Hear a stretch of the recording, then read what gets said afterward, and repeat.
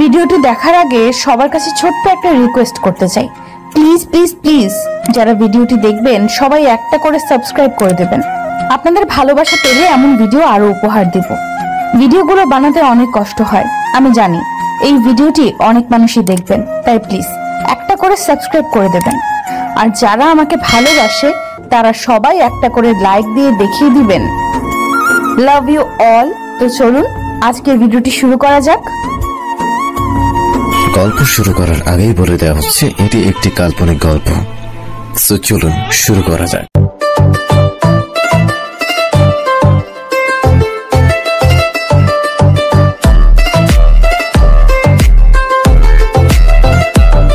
আব্বু, ও আমার কোনো মোহ নয়। আল্লাহ যদি আমাদের মিল রেখে থাকেন তবে অবশ্যই আমরা এক হব, আর যদি নাও হয় তবুও আমি তোমার এই বেহায়া ভাগ্নিকে বিয়ে করব না। আমার কথার এদিক সেদিক হওয়া আমি পছন্দ করি না ফারহান, আমার সিদ্ধান্তই শেষ সিদ্ধান্ত। সানোয়ার সাহেবের একরোখা জবাবে তেতে উঠলেন ফারহানা বেগম। তাহলে আমাদের মাঝেও আজ থেকে ভালোবাসার কোনো সম্পর্ক থাকবে না সারোয়ার? তুমি ভাবলে কি করে আমার ছেলেকে তার ভালোবাসাকে তার থেকে কেড়ে নিয়ে তুমি নিজের ভালোবাসাকে নিয়ে সুখে থাকবে? বিচ্ছেদ তাহলে দুই দিক থেকেই হোক। ফারহানা বেগমের কথা শুনে হতভম্ব হয়ে গেল সানোয়ার সাহেব। অবাক চোখে প্রিয়তমা স্ত্রীর দিকে তাকিয়ে আছে সে। ফারহানাকে ছেড়ে থাকার কথা সে স্বপ্নেও চিন্তা করতে পারেন না। ফারহানা ভাবলেশীন থাকলেও ফারহাদ অবাক চোখে তাকিয়ে আছে মায়ের দিকে। ফারহানা বেগমের করা দৃষ্টি তোয়াক্কা না করে সুমিকে ডেকে নিজের জিনিসপত্র নিচের রুমে ট্রান্সফার করতে বলল। সানোয়ার সাহেব এখনও অবাক চোখে তাকিয়ে আছে স্ত্রীর দিকে। তুই এক্ষুনি আমার বাসায় আসবি, এক্ষুনি মানে এক্ষুনি। ফারহানের চিৎকারে কেঁপে উঠল সাইবা। ভার্সিটিতে সব ঠিকই ছিল, বাসায় আস্তে আস্তে আবার কি হয়ে গেল? ভার্সিটি থেকে এসে ফ্রেশ হয়ে শরীরটা এলিয়ে দিতেই ঘুমিয়ে পড়েছিল সে। খাওয়াও হয়নি এখনও। তার ঘুম ভাঙল ফারহানের কলের শব্দে। যতটুকু তন্দ্রা ভাব ছিল তাও চলে গেছে ফারহানের হুঙ্কার শুনে। কি হয়েছে আপনার? এত রেগে আছেন কেন? আমি কি কোনো ভুল করেছি? তোকে এত প্রশ্ন করতে বলেছি, আসতে বলেছি চুপচাপ আসবি, আদার্স আর একটা কথা বলবি না। জাস্ট 2 মিনিট দিচ্ছি, এর মধ্যে তোকে আমার সামনে দেখতে চাই, বোঝাতে পেরেছি? সাহেবা কোনো রকম হুঁ বলেই দৌড় লাগালো ফারহানের বাসার দিকে। তাড়াহুড়োতে মাকে বলতে ভুলে গেছে। ফারহানের বাসার লিফটের সামনে এসে পেট চেপে ধরে হাঁপাতে লাগলো সাহেবা। এত জোরে দৌড়েছে যে এখন নিঃশ্বাস নিতে কষ্ট হচ্ছে। কোনো রকম লিফটে উঠে 7 তলায় আসলো সে। হাঁপাতে হাঁপাতে কলিং বেল চাপতেই মিনিটের মাথায় দরজা খুলল লিজা। সাহেবা এখনও জোরে জোরে শ্বাস নিচ্ছে। সাহেবাকে দেখে চোয়াল শক্ত করে ফেলল লিজা।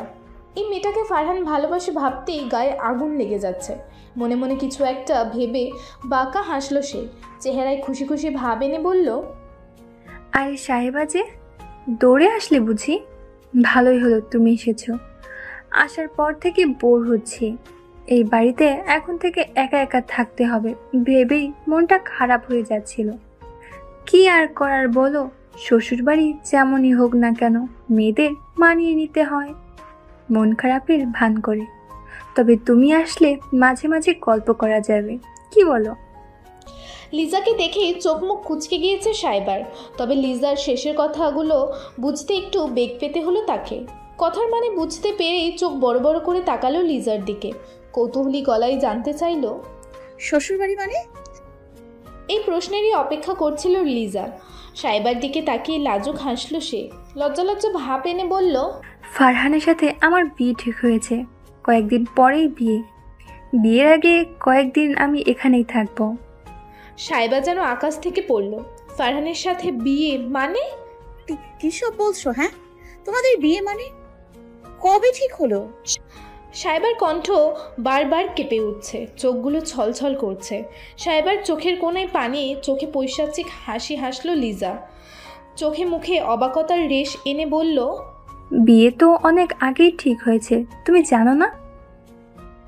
সাইবার গাল বেয়ে কয়েক ফোঁটা পানি গড়িয়ে পড়ল। হাত পা কাঁপছে তার।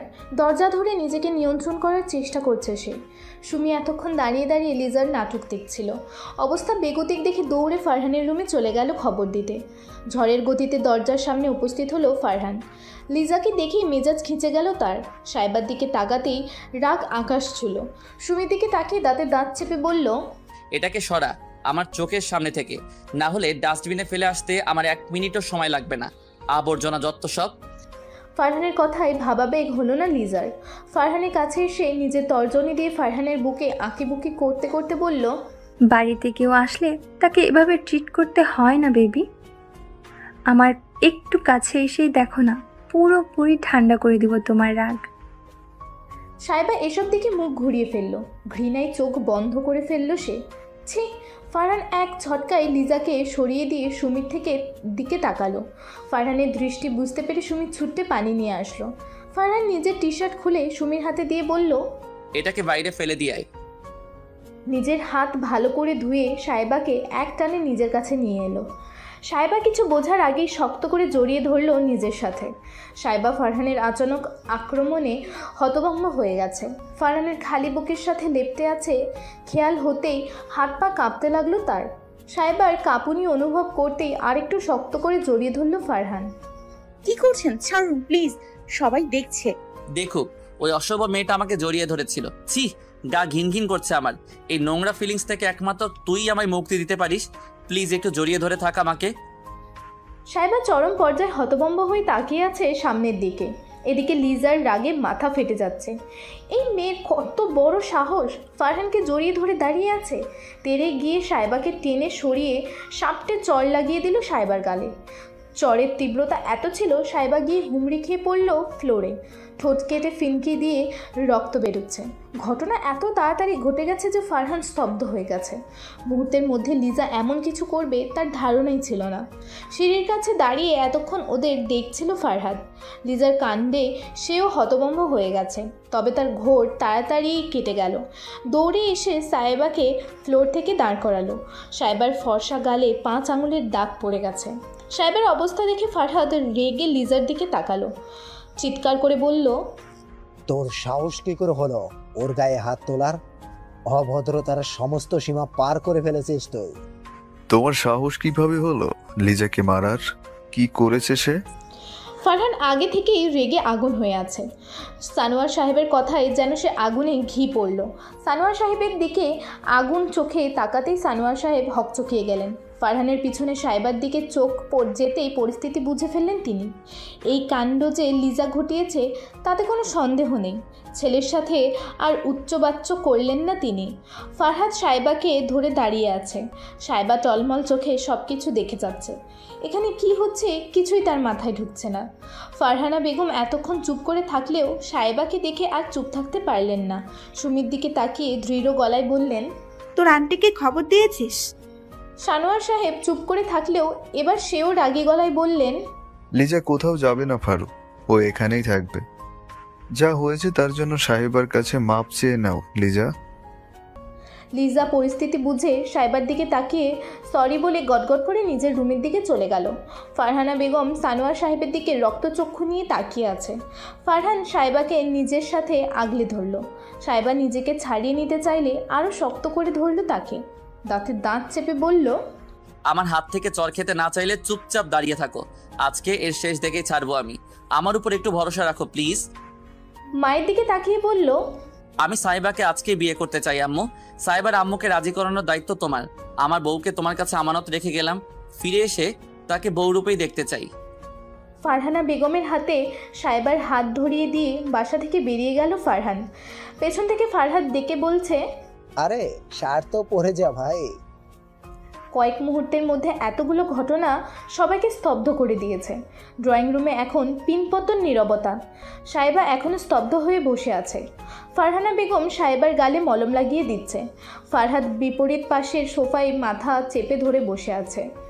সানোয়ার সাহেব চুপচাপ বসে আছে। তার আদরের ভাগ্নি ফারহানের শক্ত হাতের থাপ্পড় খেয়ে এখন কী অবস্থায় আছে তাতে তার কোনো মাথা ব্যথা নেই। সত্যি বলতে সে লিজাকে খুব একটা পছন্দ করে না।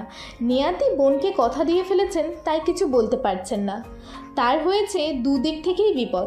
এই যে তার বউ তার দিকে একটু পরপর আগুন চোখে তাকাচ্ছে, তাতে কি তার ভয় হচ্ছে না? ভিতরে ভিতরে সেও ভয়ে সিটিয়ে আছে। বোন ভাগ্নির পাল্লায় পড়ে এই বুড়ো বয়সে কতদিন যে বউ ছাড়া থাকতে হবে কে জানে। মনে মনে দীর্ঘশ্বাস ত্যাগ করলো সে। তোর আন্টিকে খবর দিয়েছিস?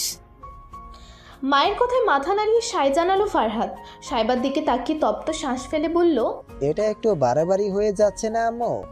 না মানে এভাবে বললেই কি বিয়ে হয়ে যায়? ফারহান এখনো পড়াশোনা করছে, ও আগে নিজেকে প্রতিষ্ঠিত করে তুলুক, ততদিনে সাহেবার পড়াশোনাও কমপ্লিট হয়ে যাবে। আর এখানে যা ঘটে গেল তাতে তোমার মনে হয় আন্টি রাজি হবে এ বিয়েতে? ফারহাদের কথায় যুক্তি আছে। ফারহানা বেগম ভাবনায় পড়ে গেলেন। সাহেবার ভীতু চেহারার দিকে তাকিয়ে চোখের ইশারায় শান্ত হতে বললেন। ফারহানের কথা চিন্তা করে তার নিজেরও ভয় হচ্ছে। ছেলেটা অতিরিক্ত রাগী, রাগ উঠলে মাথা ঠিক থাকে না। এদিকে সাহেবার অবস্থা নাজেহাল। মায়ের কথা চিন্তা করে গলা শুকিয়ে সাহেবার মরুভূমি হয়ে যাচ্ছে। কোন পাগল কুকুরের কামড় খেয়েছে এখন এখানে এসেছিল সেটা ভেবে নিজেকে কয়েকশো গালি দিয়ে ফেলেছে মনে মনে। মা যদি এসে শোনে এখানে এসব কাণ্ড ঘটে গেছে তাহলে একটা জুতোর বাড়িও মাটিতে পড়বে না। এমনিতেই ওই রাক্ষসীর থাপ্পড় খেয়ে চেহারার মানচিত্র বদলে গেছে। আজকের দিনটাই খারাপ। ওদিকে ওই ফালতু লোকটা ওকে ফাঁসিয়ে দিয়ে চলে গেছে। বিয়ে মানে? এখন কিসের বিয়ে? আজব! এখনও কি বিয়ের বয়স হয়েছে নাকি তার? প্রেম ভালোবাসা পর্যন্ত ঠিক আছে, তাই বলে এক্ষুনি বিয়ে? এই জীবনে প্রেম করার স্বাদ মিটে গেছে সাহেবার। ও শুধু মনে মনে আল্লাহকে ডাকছে, হে রব্বুল আলামিন, একবার এই বিপদ থেকে রক্ষা করো।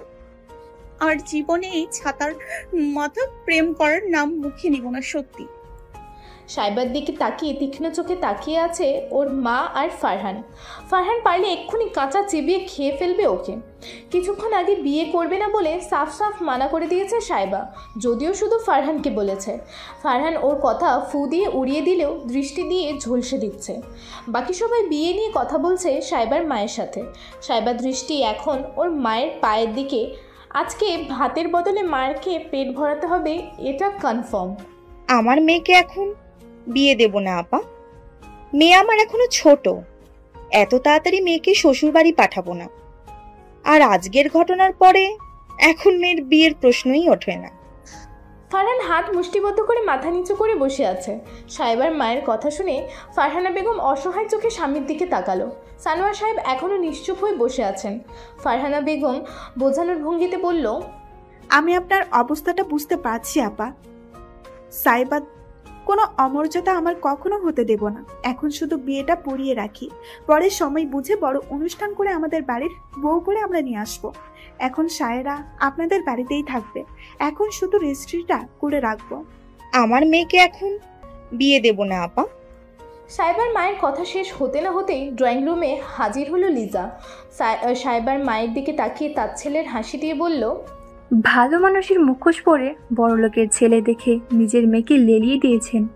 এতই যখন লোভ, তাহলে মেয়েকে রাস্তায় কেন নামিয়ে দিচ্ছেন না? আরেকজনের হবু বরের দিকে নজর দেওয়া মেয়ে মানুষের চরিত্র আর কতটা ভালো হবে? আপনার মেয়ে আমার বিয়ে ভাঙতে চাইছে, আর আপনি এখনও এখানে বসে তামাশা দেখছেন? এমন মেয়েকে তো বিষ খাইয়ে মেরে ফেলা উচিত। এসব মেয়েদের। লিজা কথা শেষ করার আগেই আর একটা চর পড়ল তার গালে। চরের দমক সামলে উঠতেই দেখলো ফারহানা বেগম রক্তচক্ষু নিয়ে তাকিয়ে আছে তার দিকে। চরটা সেই দিয়েছে। সানোয়ার সাহেব হতভম্ব হয়ে গেছে ভাগ্নির ব্যবহারে। লিজা প্রথম থেকেই উচ্ছৃঙ্খল মেয়ে, বড়দের সম্মান করা তার ধাতে নেই, তাই বলে এতটা উদ্ধত্ত। সাহেবার মা শক্ত হয়ে বসে আছে, তার চোখের কোণায় পানি চিকচিক করছে।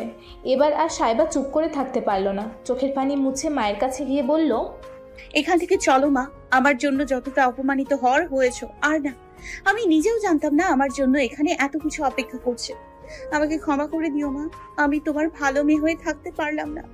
ভালোবাসার মতো বড় পাপ আমার দ্বারা হয়ে গেল। কিন্তু বিশ্বাস করো, আমি এসবের কিছুই জানতাম না। যদি জানতাম তাহলে কখনো এখানে আসতাম না।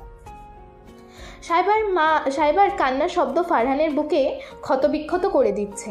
চোখ দিয়ে যেন এক্ষুনি রক্ত বেরিয়ে আসবে। ফারহান অশ্রুসিক্ত চোখে একবার মায়ের দিকে তাকালো। ফারহানা বেগমের চোখ টলমল করছে। ফারহান নিজের জায়গা থেকে উঠে সাহেবার মায়ের সামনে গিয়ে হাঁটু গেড়ে বসে তার হাত নিজের হাতের মধ্যে নিয়ে অনুনয়ের সুরে বলল, আমি সাইবাকে খুব ভালোবাসি আন্টি। এখানে সাইবার কোনো দোষ নেই। আমি ওকে এখানে আসতে বলেছিলাম। আমার জন্য আজ আপনাকে এতটা অপমানিত হতে হলো, তার জন্য আই এম সরি। কিন্তু আমার ভালোবাসাটা এক বিন্দু মিথ্যে নয়। আমি যতটা ভালো আমার মাকে বাসি, ঠিক ততটাই সাইবাকে ভালোবাসি। প্লিজ সাইবাকে আমার থেকে আলাদা করবেন না। আমি মরে যাব। এটা ভাববেন না কয়েকদিন পরে সব ঠিক হয়ে যাবে। সাইবাকে ছাড়া আমার জীবনে কোনো কিছু ঠিক হবে না। বেঁচে থাকার জন্য আমার সাইবাকে দরকার। ও আমার আসক্তি।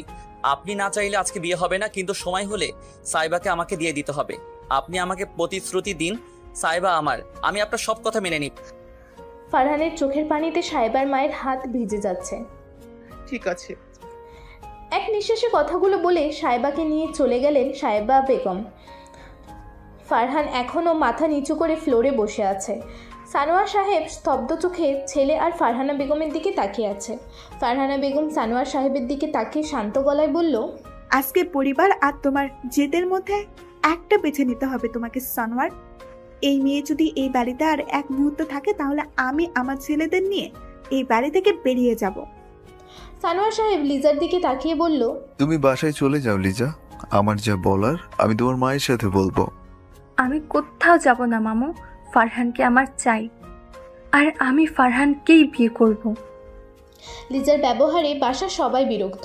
ফারহান ফারহাদের দিকে তাকিয়ে দাঁত কিরমির করে বলল, এটাকে জাস্ট বাইরে ফেলে দিয়ে আয় ভাই, আমার ওকে একদম সহ্য হচ্ছে না। আরে শান্ত হ ভাই আমার, এত চিন্তা করছিস কেন? ওর ব্যবস্থা হয়ে যাবে। আর টাকার চিন্তা করিস কেন? বাবার টাকা হয় নাই নিলি, আমাদের মায়েরও কিন্তু অনেক টাকা। কি বলো আম্মু? ফারহানা বেগমের রুমের সামনে অস্থির হয়ে পায়চারি করছে সানোয়ার সাহেব। সে কখন থেকে ডেকে চলেছে ফারহানা বেগমকে, অথচ তার কোনো হেলদোলি নেই। মনে সাহস সঞ্চার করে ফারহানা বেগমের দরজায় কড়া নাড়তেই ফারহানা বেগম হুঙ্কার দিয়ে বললেন, আমার রুমের সামনে থেকে যাও সানোয়ার, তোমার কোনো কথাই আমি শুনতে চাই না। তোমার জন্য আজ আমার চরমভাবে অপমানিত হতে হয়েছে, তা আমি কখনোই ভুলবো না। তুমি নিজের হাতে নিজের ছেলের জীবন দুর্বিষয় করে দিলে। বাবা হয়ে কি করে পারলে এমনটা করতে? আমার ভাবতেই অবাক লাগছে। ফারহানা বেগমের কথা শুনে সানোয়ার সাহেব অসহায় চোখে স্ত্রীর রুমের দরজার দিকে তাকালো। নমনীয় গলায় বলল, আমি মানছি আমার ভুল হয়েছে, কিন্তু আমি কি করতাম বলো? একমাত্র বোন আমার, বাবা মা মারা যাওয়ার পরে কোলে পিঠে করে মানুষ করেছি। বোনের কান্না মাখা আবদার ফেলতে পারিনি। লিজা ফারহানকে ভালোবাসে, আমি ভেবেছিলাম ওদের দুজনের বিয়ে হলে ওরা দুজনেই সুখী থাকবে। ফারহান অন্য কাউকে ভালোবাসে এটা আমি ঘুণাক্ষরেও টের পাইনি। যখন জানতে পারলাম ফারহান অন্য কাউকে বিয়ে করতে চাই, আমি ওদের বোঝাতে চেয়েছিলাম, কিন্তু লিজা পাগলামি শুরু করলো। সুইসাইড করার ভয় দেখিয়ে আমাকে দমিয়ে দিল। আমার কোনো কথা না শুনেই এ বাড়িতে চলে এলো। আসার আগে হুমকি দিয়ে এসেছে, যদি এ বিয়ে না হয় তাহলে সে সুইসাইড করবে। সানোয়ার সাহেবের কথা শুনে তেলে বেগুনে জ্বলে উঠল ফারহানা বেগম। দরজা খুলে বেরিয়ে এসে স্বামীর মুখোমুখি দাঁড়ালো। কঠিন চোখে সানোয়ার সাহেবের দিকে তাকিয়ে বলল, ভাগ্নের ভালোবাসাটা তোমার কাছে মোক্ষ সানোয়ার, আর আমার ছেলে, তার ভালোবাসা, ভালো থাকার কোনো মূল্য নেই? কেমন বাবা তুমি?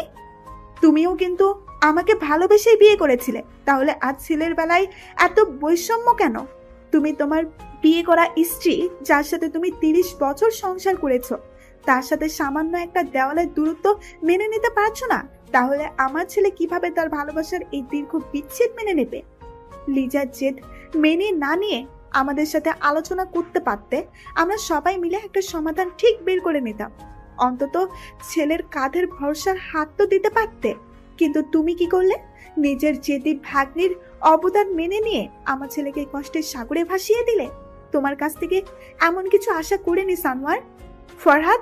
ফারহান আমার কলেজের একটা অংশ, তুমি আজ সেখানে আঘাত করেছে সানোয়ার। আমি আমার ছেলেকে সামলে নেব। তোমার বোন আর ভাগ্নির থেকে যদি আর কোনো অশান্তি আমার বাসায় আসে, তাহলে সেদিন তুমি আমার অন্য এক রূপ দেখবে, কথাটা মাথায় রেখো। সানোয়ার সাহেব অসহায় চোখে তাকিয়ে আছে ফারহানা বেগমের দিকে। এজন্যই বলে, বউয়ের সাথে পাঙ্গা নিতে নেই, তার ভাতেও মরবে পানিতেও মরবে। বাসায় এসে এক কোণায় জড়সড় হয়ে দাঁড়িয়ে আছে সাইবা। তার মা একটু বেশি শান্ত হয়ে আছে, এমন ব্যবহার করছে যেন কিছুই হয়নি। এদিকে চিন্তায় চিন্তায় তার অবস্থা নাজেহাল। রান্নাঘরে এক মনে রান্না করে চলেছে সাহেরা বেগম। মাঝে মাঝে আর চোখে মেয়ের দিকে তাকাচ্ছে। সাহেবা গুটি গুটি মেরে রান্নাঘরের দরজার সামনে দাঁড়িয়ে আছে। মেয়ের মনের অবস্থা বুঝতে পেরে সাহেবাকে কাছে রাখলো সে। ফারহানকে ভালোবাসিস? মায়ের প্রশ্নে অশ্রুসিক্ত চোখে তাকালো সাহেবা। ফারহানকে সে ভালোবাসে, তবে তার মায়ের থেকে বেশি না। মেয়ের টলমলো চোখ দেখে যা বোঝার বুঝে নিল সাহেরা বেগম। আমি বুঝতে পারছি ফারহানের জন্য ভালোবাসা আছে তোর মনে, তবে মা হিসাবে আমি কখনোই এই প্রেম ভালোবাসা মেনে নেব না। ভালোবাসতে মানা করছি না, তবে সে ভালোবাসা হতে হবে পবিত্র। বিয়ে বহির্ভূত সম্পর্ক হারাম। আমি ছোটবেলা থেকেই তোমাদের ইসলামের মূল্যবোধ শেখাতে চেষ্টা করেছি। আমার শিক্ষায় হয়তো ত্রুটি ছিল, তাই বড় হতে হতে তা ভুলতে বসেছিস। মা হিসাবে আমার দায়িত্ব তোদের সঠিক পথে চালিত করা। আমি মৃত্যুর আগে পর্যন্ত চেষ্টা করে যাব। ফারহান যদি তোর চাওয়া হয়ে থাকে তাহলে তা আল্লাহ তাআলার কাছ থেকে চেয়ে নিতে হবে। যদি সে তোর ভাগ্যে থাকে তাহলে সে তোরই হবে। রক্ষণশীল পরিবারে বড় হয়েও যথেষ্ট স্বাধীনতা পেয়েছিস। আজকে থেকে সেই স্বাধীনতা আর থাকবে না তোর। পড়াশোনা ছাড়া আর কোনো কাজ নেই তোর। আজকের পর থেকে ফারহানের সাথে কোনো যোগাযোগ করবি না, এমনকি ফারহানের সামনেও যাবি না। আমি ফারহানকে কথা দিয়েছি, সে যদি নিজেকে প্রমাণ করতে পারে তাহলে আমি তার কাছে তোকে বিয়ে দেব। আমি আমার কথা রাখবো। তার জন্য ফারহানকেও তার কথা রাখতে হবে। এসব চিন্তা ভাবনা বাদ দিয়ে পড়াশোনায় মনোযোগ দে। যা, রুমে গিয়ে ফ্রেশ হয়ে খেতে আয়। আমি টেবিলে খাবার দিচ্ছি। সাহেবা মায়ের কথায় আর বিরক্তি করল না, মাথা নিচু করে নিজের রুমে চলে গেল। সাহেরা বেগম দীর্ঘশ্বাস ফেলে কাজে মন দিলেন। ওই দিনের পর থেকে 3 মাস কেটে গেছে। ফারহানের পরীক্ষা শেষ হয়েছে 2-3 দিন হলো। ওই দিনের পর থেকে ফারহান আর সাহেবার সাথে কোনো যোগাযোগ করার চেষ্টা করেনি। রাগী গম্ভীর ছেলেটা হুট করে কেমন যেন হয়ে গেল। আগে থেকে কথা কম বলতো, এখন প্রয়োজন ছাড়া রুম থেকেই বের হই না। ফারহানা বেগম অনেক চেষ্টা করেও ফারহানকে আগের মতো করতে পারেননি। ছেলের অবস্থা দেখে সানোয়ার সাহেবও মনে মনে গুমড়ে মরছে। ফারহান দেশের বাইরে চলে যাবে কয়েকদিনের মধ্যেই। আজকাল সাহেবার শূন্যতা তাকে পাগল করে দিচ্ছে। এত কাছাকাছি থেকেও নিজের ভালোবাসার মানুষকে না দেখে থাকার যন্ত্রণা ওকে তিলে তিলে শেষ করে দিচ্ছে। প্রতি রাতে বারান্দায় চাতক পাখির মতো দাঁড়িয়ে থাকে একটা বার সাহেবাকে দেখার আশায়। কিন্তু সাহেবা বারান্দায় আসা তো দূর, জানালাটাও খোলে না। নিজেকে ফারহানের এখন পাগল মনে হয়। দূরত্ব যখন হবেই তাহলে সেটা শুধু মনের কেন, মানচিত্রেও হোক, তাতে অন্তত মনকে সান্ত্বনা দেওয়া যাবে। এশার নামাজের পরে পড়তে বসেছে সাহেবা। এখন আর আগের মতো ফাঁকিবাজি করে না। ফারহানকে সে এখনও খুব ভালোবাসে, তবে তা আর প্রকাশ করা হয় না। প্রতিটা মোনাজাতে তার একটাই চাওয়া, আর তা হচ্ছে ফারহান। সাহেবার ভাবনার মাঝে রুমে প্রবেশ করে শোয়েব। বোনের দিকে তাকিয়ে বিছানায় টান হয়ে শুয়ে পড়ে। আজকাল সাহেবা আর তার সাথে রাগ দেখায় না। সে পেছনে লাগলেও সাহেবা চুপ করে থাকে। জীবনটা এখন নিরামিষ নিরামিষ লাগে শোয়েবের কাছে। তবে এখন সে সাহেবার সাথে দুষ্টুমি করতে আসেনি, সে সাহেবাকে একটা খবর দিতে এসেছে। আপু, শুনছি, বলো। ফারহান ভাইয়া আজ আমেরিকা চলে গেছে। শোয়েবের কথা শুনে থমকে গেল সাহেবা। মস্তিষ্কে গিয়ে আঘাত করলো কথাটা। কানের কাছে শুধু একটা কথাই বেজে যাচ্ছে, ফারহান ভাইয়া আমেরিকা চলে গেছে। সাহেবা নির্বাক চোখে তাকালো শোয়েবের দিকে। শোয়েব বোনের দৃষ্টি দেখে চোখ নামিয়ে নিল। তারা সবাই জানতো ফারহান আজ চলে যাবে। গতকাল বিকেলে ফারহান সাহেরা বেগমের সাথে দেখা করতে এসেছিল। সাহেরা বেগমের কাছ থেকে বিদায় নিয়ে সাহেবার সাথে একবার দেখা করার কথা বলতেই সাহেরা বেগম সরাসরি নাকচ করে দেয়। ফারহান অনেকবার রিকোয়েস্ট করেও কোনো লাভ হয়নি। শোয়েব মায়ের কাণ্ডে নির্বাক হয়েছিল। ফারহান চলে যেতেই সাহেরা বেগম শোয়েবকে কড়া গলায় নিষেধ করে সাহেবাকে এসব জানাতে। তবে কেন জানি আজ শোয়েব চুপ করে থাকতে পারল না। কিছুক্ষণ আগে জানালে হয়তো দেখা হয়ে যেত প্রেমিক যুগলের। শোয়েবের এখন খুব আফসোস হচ্ছে, আর একটু আগে বললেই কি হতো। ফারহান আমেরিকা এসেছে আজ 4 দিন হলো। আমেরিকার ক্যালিফোর্নিয়ার ফ্ল্যাটে বারান্দায় দাঁড়িয়ে রাতের শহর দেখছে ফারহান। এখানকার আমেরিকান হেরিটেজ ইউনিভার্সিটিতে অ্যাডমিশন নিয়েছে ফারহান। ফারহানের সাথে এখানে আরেকজন ছেলে থাকে, ছেলেটা পাকিস্তানি। ফারহান একাই এই ফ্ল্যাটে থাকতো, কিন্তু এই ফ্ল্যাটে ইউসুফের সাথে দেখা হওয়ার পর সিদ্ধান্ত বদলেছে ফারহান। ছেলেটার চোখে অন্যরকম মায়া আছে। চেহারার দিকে তাকালেই মনের মধ্যে প্রশান্তি বয়ে যায়। ইউসুফ মধ্যবিত্ত পরিবারের সন্তান। তার বাবা একজন কাপড় ব্যবসায়ী। স্কলারশিপ পেয়ে আমেরিকা এসেছে। ফ্লাইটে তাদের পরিচয় হওয়ার পর ফারহান তাকে নিজের সাথে থাকার জন্য অফার করে।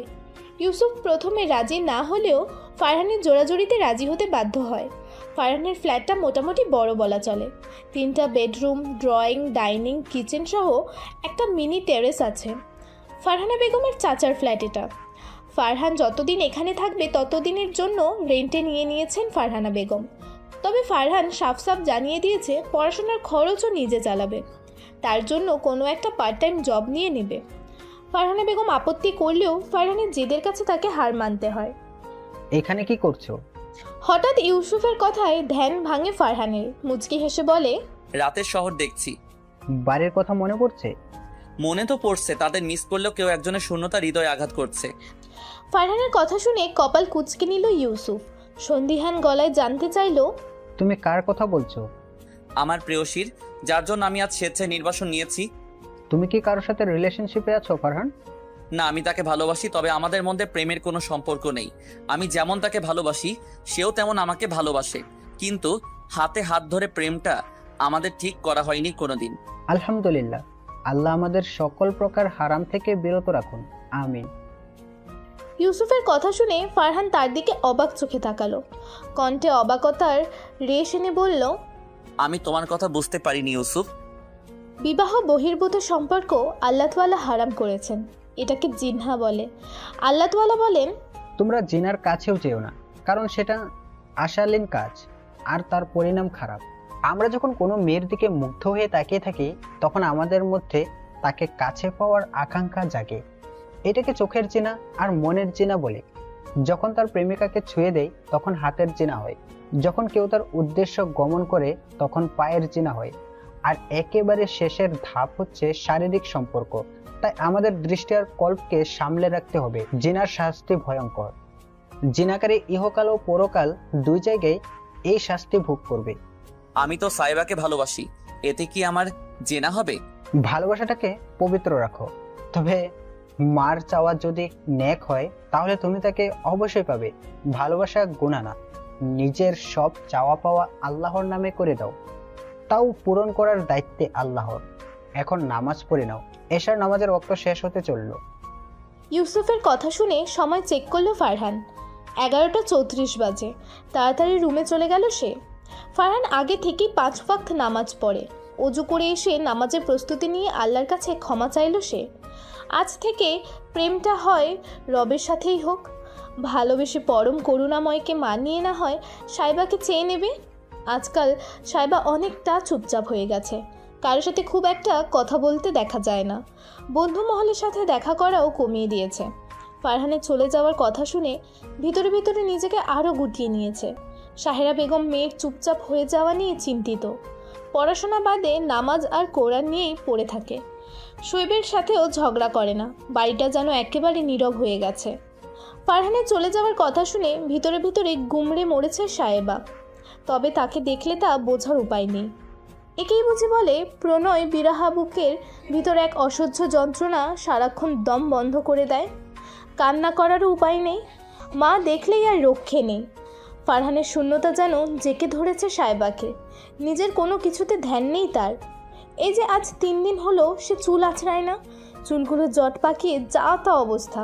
এই অবস্থায় ফারহান তাকে দেখলে তুলে আছাড় মারত, অথচ বেখেয়ালি সাহেবা তার খেয়ালে ডুবেই জটাধারী রূপ ধারণ করেছে। এখন আর কোনো কিছুতেই মন বসে না। জোর করে নিজেকে বইয়ের সামনে বসিয়ে রাখতে হয়। বাবা মায়ের স্বপ্ন পূরণ করতে হবে যে, অথচ তার মনটা আরেকজন নিয়ে বসে আছে। কি সর্বনাশী ব্যাপার স্যাপার। ফাইজা দেশে এসেছে আজ 1 মাস হয়েছে। ফারহান আমেরিকা চলে যাবে শুনে 15 দিন আগেই দেশে চলে এসেছে সে। ছোট ভাই চলে গেলে আবার কবে দেশে ফিরবে তার ঠিক নেই। তাই পরিবারের সাথে একসাথে কিছুটা সময় কাটাতে তাড়াতাড়ি দেশে আসা। দেশে এসে সব কিছু শুনে স্তব্ধ হয়ে বসেছিল ফারিজা। তার বাবার মতো নরম মনের মানুষ এমন কিছু করতে পারে তার বিশ্বাসই হচ্ছে না। ফারহানা বেগম এখনও কথা বলেন না সানোয়ার সাহেবের সাথে। ফাইজা মনে মনে লিজার উপর প্রচণ্ড ক্ষেপে আছে। তার বাবার মতো একজন বিচক্ষণ লোক কিভাবে লিজার মতো একটা মেয়েকে ফারহানের জন্য পছন্দ করতে পারে, এটা চিন্তা করেই মাথা খারাপ হয়ে যাওয়ার জোগাড়। বাবার দিকে তাকানোও যাচ্ছে না। বাবা মায়ের এই অভিমান ভাঙার ব্যবস্থা করতে হবে। একমাত্র ফারহানই সব কিছু ঠিক করতে পারবে। তুই চলে যাবার পর আম্মু তো হাফ ছেড়ে বেঁচেছে। কুড়িয়ে পাওয়া মেয়ে বলে কথা, বান্ধবীদের নিয়ে কিটি পার্টিও করছে। তার সে কি আনন্দ। যদিও আম্মু তোকে এসব বলতে নিষেধ করেছে, তবুও বললাম, আমি তো তোকে খুব ভালোবাসি, তাই না বল? তোর গা থেকে ডাস্টবিন গন্ধ আসে, তাতে কি হয়েছে? আমরা মেনে নিয়েছি তুই আমার গন্ধযুক্ত ফায়জা। আমরা তোকে এভাবেই ভালোবাসি। ফারহাদের কথা শুনে দাঁত কিরমির করতে করতে ফারহাদের দিকে তাকিয়ে আছে ফাইজা। ছোটবেলা থেকে এসব ফালতু কথা বলে আসছে তাকে। এত দামি পারফিউম নেওয়ার পরেও নাকি ডাস্টবিন গন্ধ আসে। ফারহাদের দিকে কুশন ছুঁড়ে মেরে কয়েকটা ভয়ঙ্কর গালি দিল সে। বোনের গালি শুনে দাঁত কেলিয়ে হাসছে ফারহাদ। ফারহানের আমেরিকা যাওয়ার 4 মাসের মাথায় সাহেরা বেগমের মোবাইলে একটা কল এলো। ফোনের ওপাশের মানুষটার কথা শুনে শীতের মধ্যেও ঘামতে লাগলো সাহেরা বেগম। তার ঠান্ডা মাথায় কিরা প্ল্যান এইভাবে নষ্ট হয়ে যাবে ভাবতেও পারেনি সে। কিছুক্ষণ আগে। চিনতে পেরেছেন আন্টি? আমি ফারহান বলছি। কেমন আছেন আপনি? হ্যাঁ, চিনতে পেরেছি। কেমন আছো বাবা? আলহামদুলিল্লাহ ভালো আছি আন্টি। তা এতদিন পরে কি মনে করে কল দিলে? সব ঠিক আছে তো? আপনাকে একটা সুখবর দেওয়ার জন্য কল করলাম। হবু শাশুড়ি মা, আমার ক্যালিফোর্নিয়ায় চাকরি হয়ে গেছে। স্যালারি মাসে 4 লাখ টাকা। আপনার কথা মতো নিজের পায়ে দাঁড়িয়ে গিয়েছি আমি। এখন তার মেয়ে বিয়ে দিতে কোনো সমস্যা নেই, তাই না? কি বলছো এসব? এত তাড়াতাড়ি বিয়ে? আর তুমি তো দেশে না। এভাবে? সাহেরা বেগমের কথার মাঝেই ফারহান তাকে থামিয়ে দিয়ে বলল, যেভাবে বিসিএস ক্যাডারের সাথে বিয়ে ঠিক করেছিলেন ঠিক সেইভাবে। ফারহানের রাগে কণ্ঠ শুনে সাহেরা বেগম থতমত খেয়ে গেলেন। এ কথা ফারহান কিভাবে জানলো ভাবতে ভাবতে তার মাথা খারাপ হয়ে যাওয়ার জোগাড়। এখন চুপ করে আছেন কেন শাশুড়ি মা? আপনি কি ভেবেছিলেন আমি কিছু জানতে পারবো না? আপনি যাকে অন্য জায়গায় বিয়ে দিতে যাচ্ছিলেন সে শুধু আপনার মেয়ে না, আমার আত্মা। আমার আত্মার খবর আমি রাখবো না তা ভাবলেন কি করে? দেখো ফারহান, আমি সাইবাকে তোমার কাছে বিয়ে দেব না। সাইবার বিয়ে ঠিক হয়ে গেছে। আশা করব তুমি কোনো ঝামেলা করবে না। আপনি আমাকে কথা দিয়েছিলেন সাইবাকে আমার হাতে তুলে দিবেন। আপনার শর্ত মেনে আমি আমার বাবা মা পরিবার সবাইকে ছেড়ে এখানে এসেছি। আমার কি কিছুর অভাব ছিল? শুধুমাত্র আপনার কথা শুনে বাবার অঢেল টাকা থাকার পরেও আমার অন্যের অধীনে চাকরি করতে হচ্ছে। এখন আপনি এই কথা বললে তো আমি শুনছি না। আজ বিকেলে আমার পরিবার যাবে আপনার বাসায়। সাইবাকে বউ সাজানোর দায়িত্ব আমি আপনাকে দিচ্ছি। এর হেরফের হলে খুব একটা ভালো হবে না শাশুড়ি মা। রাগে ফারহানের মাথা ফেটে যাচ্ছে। শুধুমাত্র সাহেবার মা বলে পার পেয়ে গেল, না হলে আজ সাহেরা বেগমের সাথে কি হতো তা আল্লাহ ছাড়া কেউ জানে না। সাহেরা বেগমও রেগে গেছেন। ফারহানকে তার অপছন্দ তা নয়, কিন্তু ওই দিন লিজার করা অসম্মান সাহেরা বেগমকে অনেক বেশি আঘাত করেছে।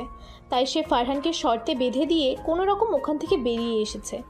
না হলে ফারহানের সাথে সাহেবার বিয়েটা হয়েই যেত। এত অপমানের পর মেয়ে বিয়ে দেওয়ার প্রশ্নই আসে না। সাহেবাকে 7-5 বুঝিয়ে সামলে রেখেছে। ভালোই বিয়েটা হয়ে গেলেই ঝামেলা চুকে যেত। কিন্তু এখন ফারহান সব জেনে গিয়েছে। সাহেরা বেগমের মাথা কাজ করছে না। সবকিছু এভাবে এলোমেলো হয়ে যাবে সে কল্পনাও করেনি। সাহেবা এখনও এসবের কিছুই জানে না। এসব কিছু জানলে সাহেবাকে সামলানো মুশকিল হয়ে যাবে। চিন্তায় সাহেরা বেগমের মাথা ভোঁ ভোঁ করছে। ফারহান ফোন কেটে দিয়েছে অনেকক্ষণ। সাহেরা বেগম এখনও একই জায়গায় থম মেরে বসে আছে। কলিং বেলের আওয়াজে ধ্যান ভাঙল তার। আশেপাশে তাকিয়ে শোয়েবকে খোঁজার চেষ্টা করলো। কাউকে চোখে না পড়ায় নিজেই গেল দরজা খুলতে। দরজা খুলে সাহেরা বেগমের চোখ বড় বড় হয়ে গেল। দরজার বাইরে ফাইজা আর ফারহাদ দাঁড়িয়ে আছে হাসি মুখে। আরে আন্টি, ভিতরে তো আসতে দিন, হাত ব্যথা হয়ে গেল। বড় বড় শপিং ব্যাগ হাতে সাহেরা বেগমের পাশ কাটিয়ে ভিতরে চলে গেল ফাইজা। ফাইজার পিছু পিছু ফারহাদও চলে এলো ভেতরে। সাহেরা বেগম এখনও থম মেরে দরজার পাশেই দাঁড়িয়ে আছে। আজ শুধু তার অবাক হওয়ার দিন। একে একে ডালা এসে ড্রয়িং রুম ভরে গেল মুহূর্তের মধ্যেই। এখন কি হচ্ছে এসব? সাহেরা বেগম অবাক হয়ে জানতে চাইল। ফাইজা ততক্ষণে সোফায় গা এলিয়ে দিয়েছে। সাহেরা বেগমের কথার জবাব না দিয়ে ফাইজা সাহেবাকে ডাকতে লাগলো। আরে আরে, ওকে ডাকছো কেন? না মানে আন্টি, সাহেবাকে দেখছি না তো তাই ডাকছিলাম। এত কিছুর আয়োজন তো ওর জন্যই। তা আন্টি, সাহেবা কি জানে আজ তার আক্ত হচ্ছে? ফাইজার কথা শুনে ফারহাদ মিটমিট করে হাসতে লাগলো।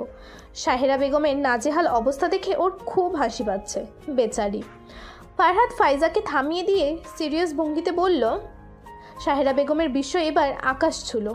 তার মেয়ের বিয়ে তার বাইরের মানুষের থেকে জানতে হচ্ছে। এক হিসেবে ওরা ঠান্ডা মাথায় হুমকি দিচ্ছে তাকে। সাহেরা বেগম রেগে মুখ খুলবে তার আগেই ফাইজা তার মুখ বন্ধ করে দিল। সাইবা কোথায় আন্টি? ওকে একটু ডেকে দিন প্লিজ। ওকে তো রেডি করাতে হবে। ফারহান এখানে নেই তো কি হয়েছে? ভিডিও কলে নিজের বউকে বউরূপে না দেখলে আমার ভাইটার আবার মন খারাপ হয়ে যাবে। শেষের কথাটা ফাইজা মন খারাপের ভান করে বলল। সাহেরা বেগমের এসব আর অসহ্য লাগছে। সে এবার চিৎকার করে বলল, তোমাদের এসব নাটক বন্ধ করো। আমার মেয়েকে আমি কখনোই বিয়ে দেব না ফারহানের সাথে। সাহেবার বিয়ে ঠিক হয়ে গেছে, আর 10 দিন পরই ওর বিয়ে। তোমরা আসতে পারো এখন। মা, বাসার পরিবেশ মুহূর্তেই ঠান্ডা হয়ে গেল। সাহেরা বেগমের চেহারায় ভয়ের ছাপ দেখে বাঁকা হাসলো ফাইজা। সাহেরা বেগমের চিৎকার শুনেই রুম থেকে বেরিয়েছিল সাইবা, কিন্তু বেরিয়ে এমন কিছু শুনতে হবে স্বপ্নেও ভাবেনি সে। হতভম্ব হয়ে মায়ের দিকে তাকিয়ে আছে সাইবা। আমার বিয়ে ঠিক হয়েছে মানে? সাহেরা বেগম শক্ত গলায় বলল, ভেতরে যাও সাহেবা। সাইবাকে দাঁড়িয়ে থাকতে দেখে সাহেরা বেগম ধমকে উঠে বলল, কি হলো? কথা কানে যায়নি? ভেতরে যাও। সাইবা কোথাও যাবে না আন্টি। সাইবা এখন আমার সাথে পার্লারে যাবে। আপনি বরং অতিথি আপ্যায়নের ব্যবস্থা করুন। ফাইজার কথা শুনে ফুঁসে উঠল সাহেরা বেগম। ক্রুদ্ধ গলায় বলল, তোমরা আমার মেয়েকে জোর করতে পারো না। দেশে আইন কানুন বলেও একটা কথা আছে। আমার অনুমতি ব্যতীত আমার মেয়েকে কিভাবে এখান থেকে নিয়ে যাও তা আমিও দেখব। সাহেরা বেগমের কথা শুনে ফারহাদ হাই তুলতে তুলতে বলল, দেশে অবশ্যই আইন কানুন আছে। আপনি বরং এক কাজ করুন আন্টি, আপনার হাতে হাতে না হয় বিসিএস ক্যাডার জামাইকে কল করুন। আমি আপনার পাশে আছি। প্রয়োজনে আব্বুও আপনাকে সাহায্য করবে। আমি থানায় কল করে আপনাকে ফোন ধরিয়ে দিচ্ছি। আপনি আপনার অভিযোগ নির্দ্বিধায় জানান। এটা তো আর মগের মুল্লুক না। ফাইজু, তুই বরং সাহেবাকে নিয়ে যা। আন্টিকে সাহায্য করার জন্য আমি আছি এখানে, টেনশন নট। বাহারি খাবারের গন্ধে চারিদিক মোমো করছে। রান্না প্রায় শেষের দিকে। সবকিছুর তদারকি করেছে ফারহাদ নিজে। সাইবার মা সোফার এক কোনায় বসে মাথা চেপে ধরে বসে আছে। কিছুক্ষণ আগেই সানোয়ার সাহেব এসেছিল এলাকার কিছু গণ্যমান্য লোকজনদের নিয়ে। এসেই খুব বিনিময়ের সঙ্গে সাহেরা বেগমের সাথে কথা বলেছেন তিনি। নিজের কথার জালে এভাবে ফেসে যাবেন তা কল্পনাও করেননি সাহেরা বেগম। সানোয়ার সাহেব এসেই তার সাথে কুশল বিনিময় করে বললেন, ওই দিনের কথা মনে রাখবেন না আফা। পুরো ঘটনাটাই অনাকাঙ্ক্ষিত ছিল। আমরা কেউ ভাবিনি লিজা এমন কিছু করবে। আমার স্ত্রী ছেলে কিন্তু আপনাদের হয়ে প্রতিবাদ করেছে। তারপরেও আমি ক্ষমা চাইছি। আমার ছেলেটা অনেক দূরে আছে। খুব আদরে তাদের বড় করেছি আমি। আপনি নিজের চোখেই দেখেছেন কতটা বিলাসিতায় বড় হয়েছে ওরা। আমার সেই ছেলে এখন অন্যের অধীনে চাকরি করছে, যেখানে আমার নিজের কোম্পানিতে 4,500 এমপ্লয়ি কাজ করে। বাবা হিসেবে নিজেকে ব্যর্থ মনে হয়। আমার একটা ছোট ভুলের জন্য এত কিছু হচ্ছে। আপনি আর অমত করবেন না, ছেলেটা আমার পাগল হয়ে গেছে। খাওয়া ঘুম সব ছেড়ে দিয়েছে। আপনি কিন্তু কথা দিয়েছেন, এবার আপনার মেয়েটাকে আমাকে দিয়ে দিন। আমি তাকে আমার মেয়ের মতো করে রাখবো। তার কোনো অসম্মান আমার বাড়িতে হবে না। আমি আপনাকে কথা দিচ্ছি। সানোয়ার সাহেবের কথা শোনার পর আর কিছু বলার সুযোগ পেল না সাহেরা বেগম। আসলে এই কথার পৃষ্ঠে কী বলা যায় তিনি ভেবে পেলেন না।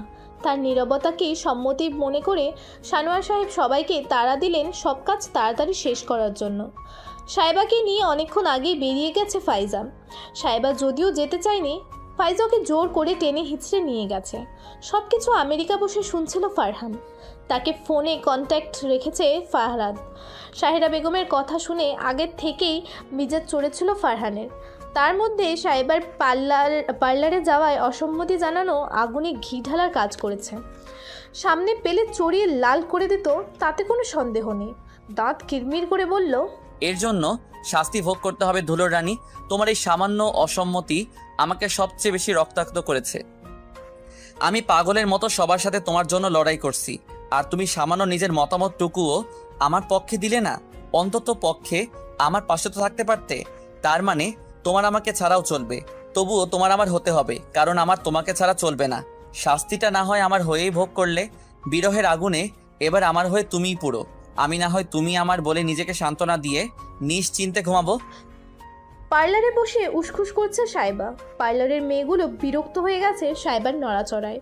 মেয়েটা এবার বিরক্ত হয়ে বলেই ফেললো, একটু শান্ত হয়ে বসুন ম্যাম, এত নড়াচড়া করলে সাজ নষ্ট হয়ে যাবে। আমার কিচ্ছু ভালো লাগছে না, যে কোনো একভাবে সাজিয়ে দিন তো, এত ভালো করে সাজাতে হবে না। পার্লারের মেয়েটা অসহায় চোখে তাকালো ফাইজার দিকে। সাইবার কথা শুনে বিরক্তিতে নাক মুখ কুঁচকে তাকালো ফাইজা। মুখ দিয়ে বিরক্তসূচক শব্দ বের করে সাইবার উদ্দেশ্যে বলল, তুমি কি বিয়েটা করতে চাইছো না সাইবা? সাইবা অসহায় চোখে ফাইজার দিকে তাকালো, অস্থির গলায় বলল, আমি তো চাই বিয়েটা হয়ে যাক আপন, কিন্তু মা তো রাজি নন। মায়ের অমতে মাঝপথেই থেমে গেল সাইবা। চোখ ছলছল করছে ওর। বাকি কথা গলায় আটকে গেল। কান্নাগুলো দলা পাকিয়ে নিঃশ্বাস বন্ধ হয়ে আসছে। তোমার মাকে রাজি করানোর দায়িত্ব আমাদের সাইবা, তুমি আপাতত রেডি হওয়ায় মন দাও। ফাইজা সান্ত্বনা দিলেও টেনশন কমছে না সাইবার।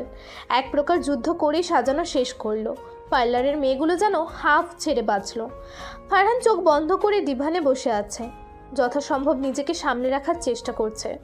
পরিবার ছেড়ে থাকা পর্যন্ত ঠিক আছে, কিন্তু নিজের ভালোবাসার মানুষটাকে বিয়ে করার সময় সেখানে থাকতে পারছে না, এই কষ্টে বুকের ভেতর হাহাকার করে তুলছে। আজ থেকে সাইবা তার হয়ে যাবে, যার উপর একমাত্র তার অধিকার থাকবে। কিন্তু ইচ্ছে করলেই তাকে বুকে ঝরিয়ে নিতে পারবে না, তাকে সামনে বসিয়ে রেখে মনে তৃষ্ণা মিটিয়ে চোখ ভরে দেখতে পারবে না। এটা কতটা কষ্টের তা একমাত্র সেই বুঝতে পারছে। এখন শুধু বধূ বেশে তার প্রেয়সীকে দেখার অপেক্ষা। কি ভাবছো?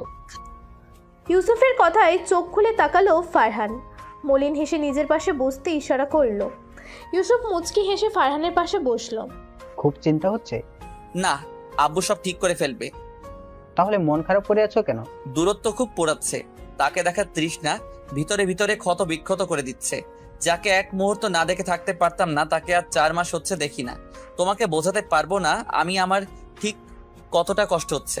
তুমি কিন্তু বাংলাদেশ থেকে ঘুরে আসতে পারতে ফারহান, সুযোগ থাকা সত্ত্বেও তুমি গেলে না। গেলে তো আর এখন এই কষ্ট সহ্য করতে হতো না।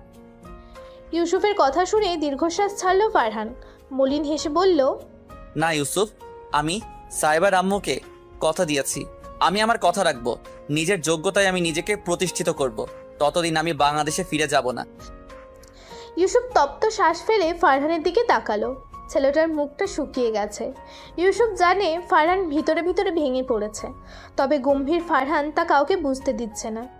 ইউসুফ ফারহান থেকে 3 বছরের বড়। ফারহানকে ছোট ভাই হিসেবেই দেখেও, তাই ইউসুফেরও আজ ফারহানকে দেখে খারাপ লাগছে। বিকেল 4টার দিকে সাইবাদের বাসায় সব মেহমান চলে এসেছে। সাইবাকে আনা হয়েছে আধ ঘন্টা আগে। সাহেরা বেগম নীরব সম্মতি দিলেও গুম হয়ে আছে। সব কাজ ফারহান আর সানোয়া সাহেব সামলাচ্ছে।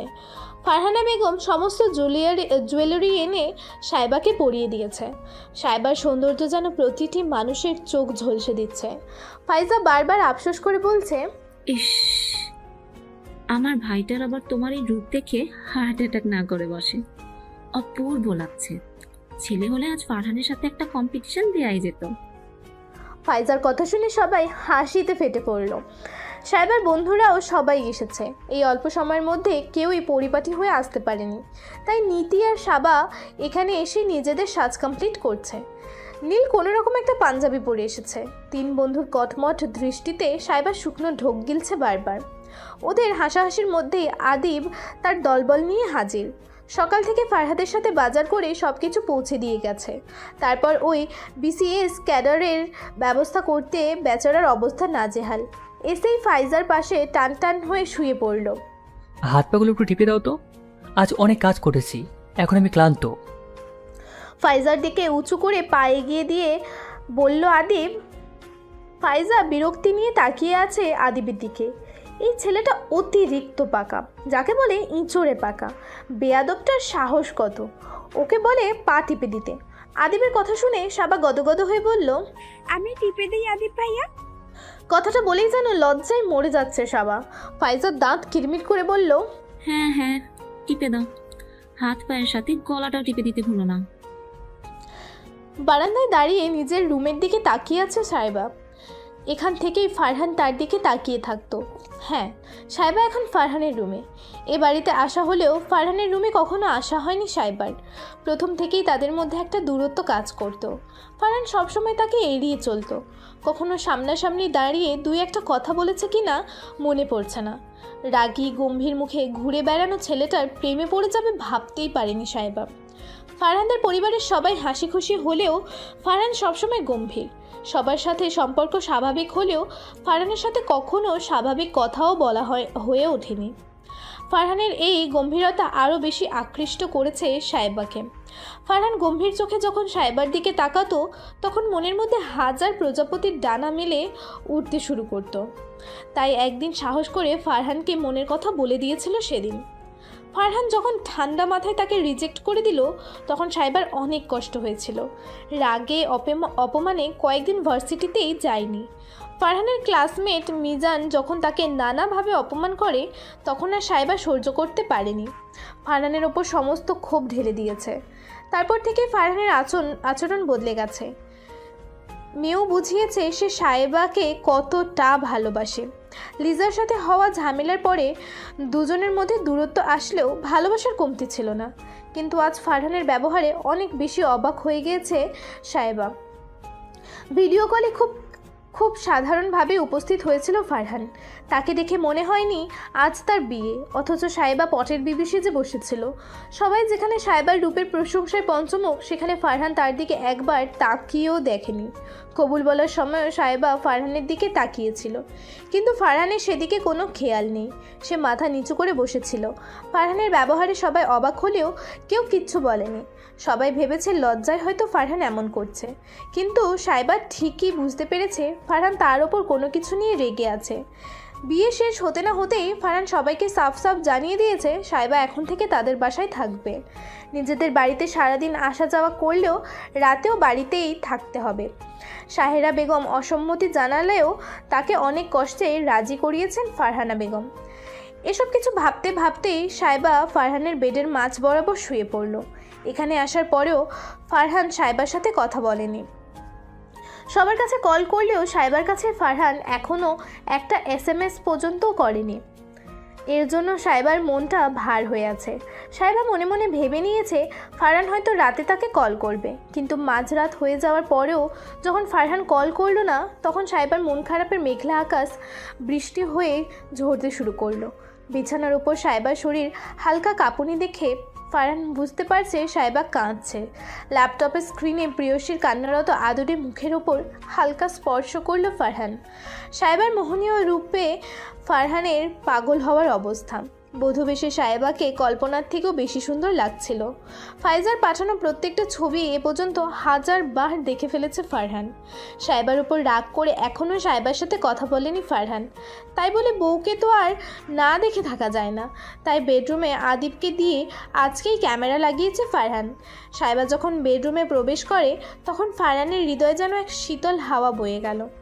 মনের প্রশান্তি বলে দিচ্ছিল এই রমণী আজ থেকে একান্ত তোমার ব্যক্তিগত মানুষ, যার উপর সবচেয়ে বেশি অধিকার একমাত্র তার নিজের। ল্যাপটপের দিকে তাকিয়েই ফোন হাতে নিল ফারহান। শাস্তি পড়েও দেওয়া যাবে, তবে আজকের এই স্পেশাল রাতে শাস্তি একটু শিথিল করা হলো। স্ক্রিনে চোখ রেখেই মুচকি হেসে সাইবার নাম্বারে কল দিল ফারহান। ফোনের শব্দে ধ্যান ভাঙল সাইবার। কান্না করতে করতে ফোন হাতে নিয়ে নাম্বার দেখেই হুড়মুড়িয়ে উঠে বসলো সাইবা।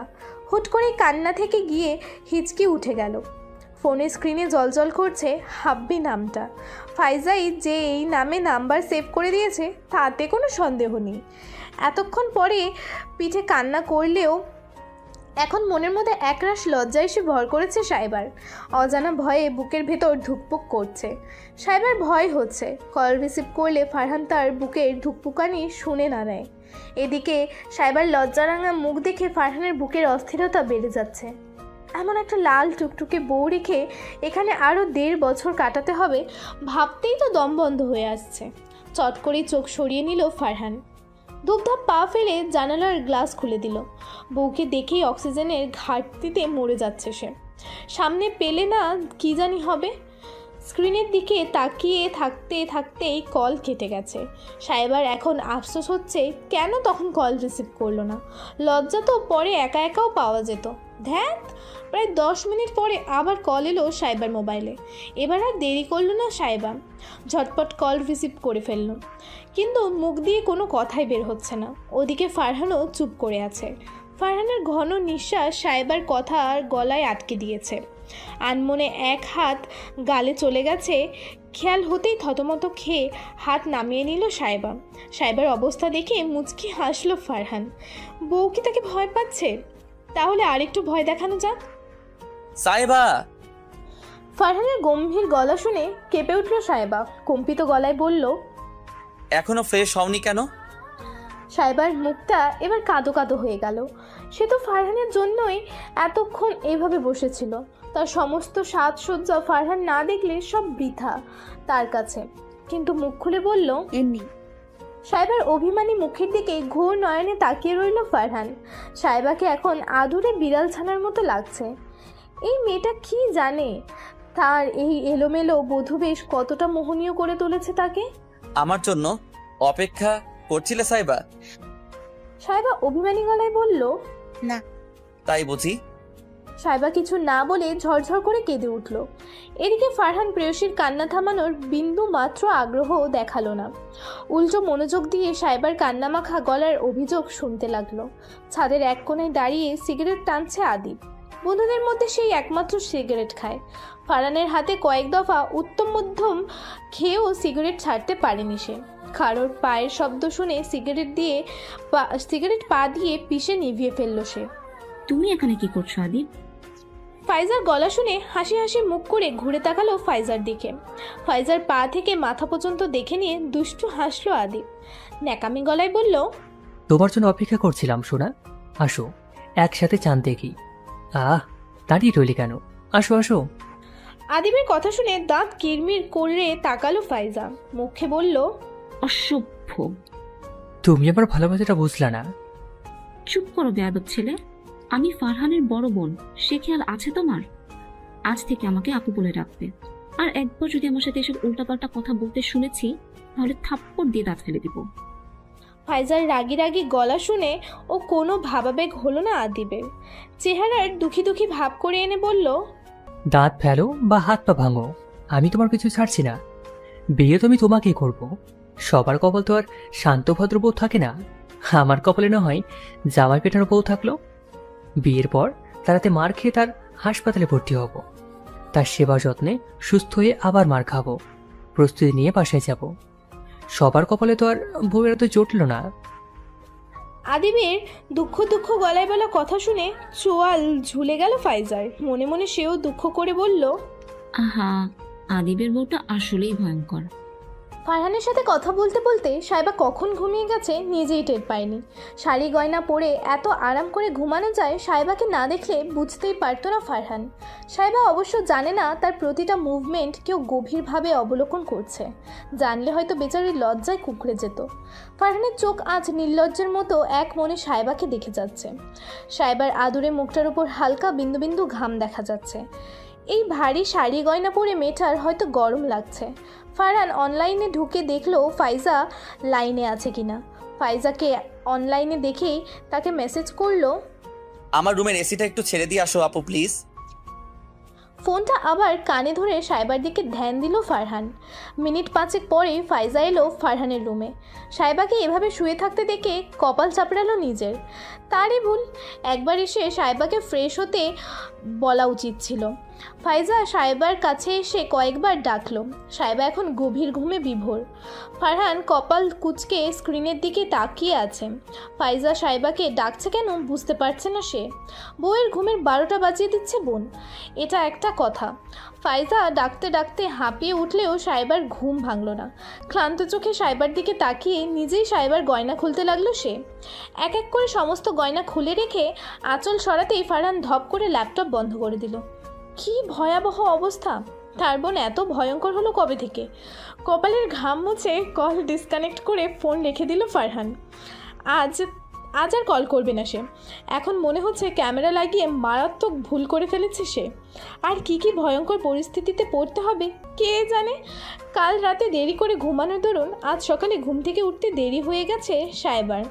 10টায় ঘুম ভাঙতেই তড়িঘড়ি করে ফ্রেশ হয়ে ফজরের নামাজ পড়ে নিচে গেল সাইবা।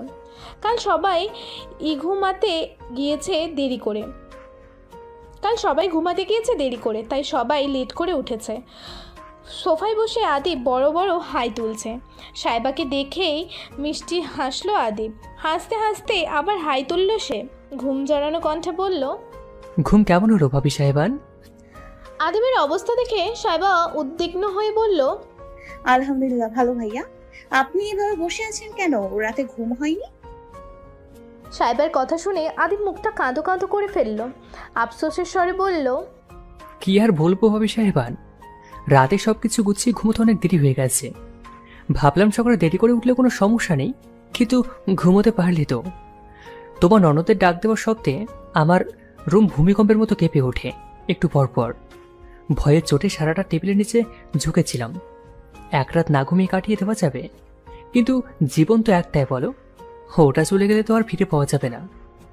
কোনো রকমের প্রাণ বাঁচিয়ে রাতটা পার করেছি, তাই সকাল সকাল এসে এই সোফায় আশ্রয় নিয়েছি।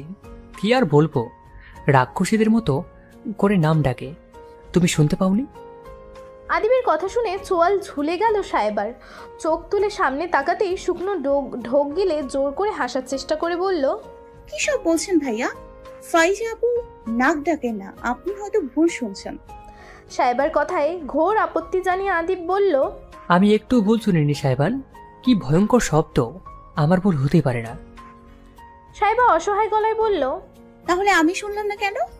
আল্লাহ বাঁচিয়েছো তুমি, শোনোনি, না হলে আজকে পত্রিকার হেডলাইন বের হতো, ননদের নাক ডাকার শব্দে পার হারালো এক অবলা বধূ।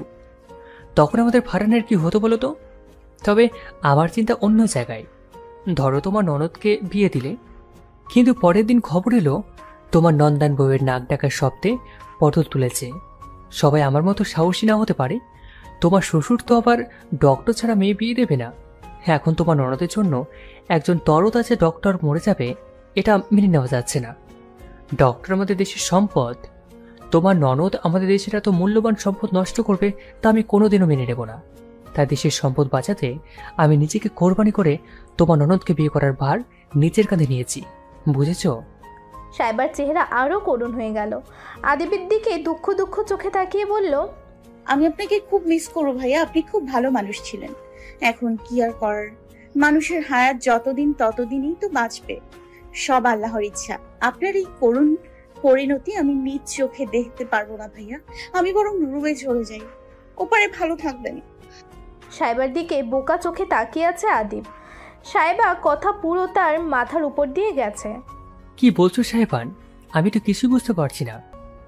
সাইবা মলিন চোখে ইশারায় পেছনে তাকাতে বলল আদিবকে। সাইবার ইশারায় আদিব পেছনে তাকাতেই ধপ করে সোফা থেকে নিচে পড়ে গেল। সাইবার দিকে অসহায় চোখে তাকিয়ে আবার ফাইজার দিকে তাকালো। ফাইজার রাগে অগ্নিশর্মা হয়ে তার দিকে তাকিয়ে আছে। আদিব কাঁদো কাঁদো গলায় বলল, গুড মর্নিং সোনা। ফাইজার রাগে নিজের হাতের জুস পুরোটা আদিবের মাথায় ঢেলে দিল। দাঁত কিরমির করে বলল, বেয়াদব ছেলে, বড়দের সাথে কিভাবে কথা বলতে হয় জানো না? তোমাকে বলেছি না আমাকে আপু বলে ডাকবে? আমি তোমার 4 বছরের বড়, সেটা মাথায় আছে? অসভ্যের মতো আচরণ করলে দাঁত ফেলে দিব। আজ থেকে যদি আমাকে আপু বলে না ডাকো তাহলে তোমার চেহারার নকশা বদলে দিব নির্লজ্জ ছেলে। দেখো, তুমি মারলে আমি কিচ্ছু করবো না, কিন্তু তবু আমি তোমাকে আপু বলে ডাকবো না। না মানে না, এখন তুমি আমার চেহারার নকশা বদলাও বা মানচিত্র, আই ডোন্ট কেয়ার। কথাটা বলে আদিব অভিমানী বাচ্চাদের মতো মুখ ঘুরিয়ে নিল। ফাইজান নিজের কপাল চাপড়ালো। এই ছেলেটা ফারহানের ছোট্টবেলার ফ্রেন্ড। একদিন দুষ্টুমি করে ফারহান বলেছিল আদিবের কাছে ফাইজাকে বিয়ে দিয়ে তাকে দুলাভাই করে রেখে দিবে। তখন থেকে এই ছেলে হাত ধুয়ে তার পিছনে পড়ে আছে। তখন ছোট্ট ছিল তাই অবুঝের মতো করলেও মেনে নেওয়া যেত, কিন্তু এখন তো বড় হয়েছে, এখন এমন করার মানে কি? ফাইজা মনে মনে আদিবকে কয়েক দফা পাগল বলে নিজের রুমের দিকে পা বাড়ালো। রুমে আসতেই সাইবার ফোন বেজে উঠল। ফোনের দিকে তাকিয়ে মুচকি হাসলো সাইবা।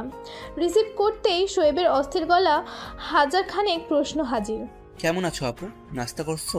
কোনো সমস্যা হচ্ছে না তো?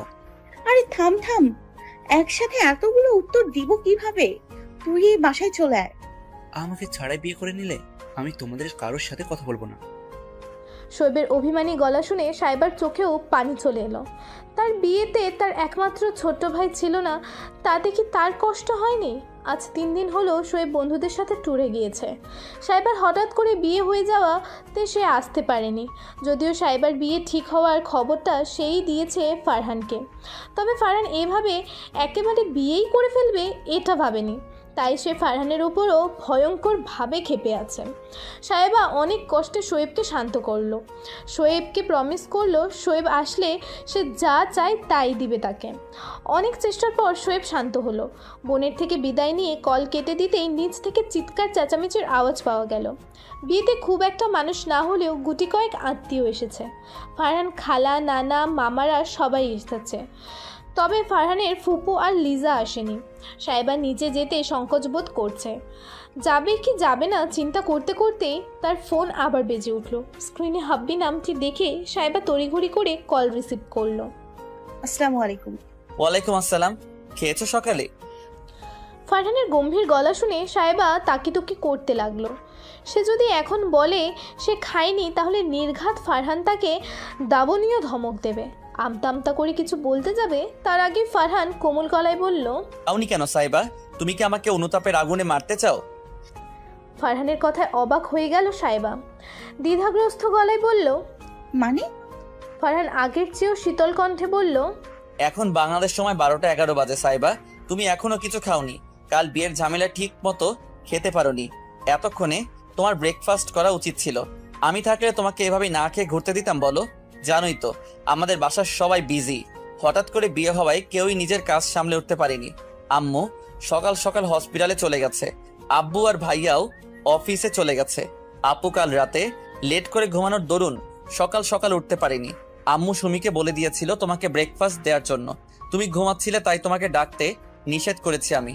শোনো সাহেবা, আমাদের ফ্যামিলির বউ তুমি, তুমি আগে থেকে আমাদের সম্পর্কে সবকিছু জানো। তোমাকে নতুন করে জানানোর কিছুই নেই। আমাদের পরিবারের সবাই তোমাকে অসম্ভব ভালোবাসে, তবে সশরীরে হয়তো তোমার খেয়াল তারা রাখতে পারবে। তাই তোমার উচিত তোমার নিজের সংসারে তুমি যতটা রাজত্ব করে চলবে ততটা রাজত্ব করা। আমার এই ছোট্ট রাজ্যের রানী তুমি, রানীর মতো থাকবে তুমি, পুরোটাই তোমার রাজত্ব। আর নিজের রাজত্বে কি কারোর দ্বিধা ভয় থাকে বলো? কোনো কিছু নিয়ে হেজিটেট করবে না। তোমার কাছে না থাকা অবস্থায় নিজের অবহেলা করো না রানী সাহেবা, তাহলে আমার খুব অনুতাপ হবে এই দূরত্বে। আমি পাশে থাকা অবস্থায় যতবারও অবহেলা করো আমি আমার ভালোবাসায় সমস্তটা পূর্ণ করে দিব। নিজের খেয়াল রাখবে। সুমি ব্রেকফাস্ট নিয়ে আসছে, ভালো মেয়ের মতো খেয়ে নিবে, ঠিক আছে?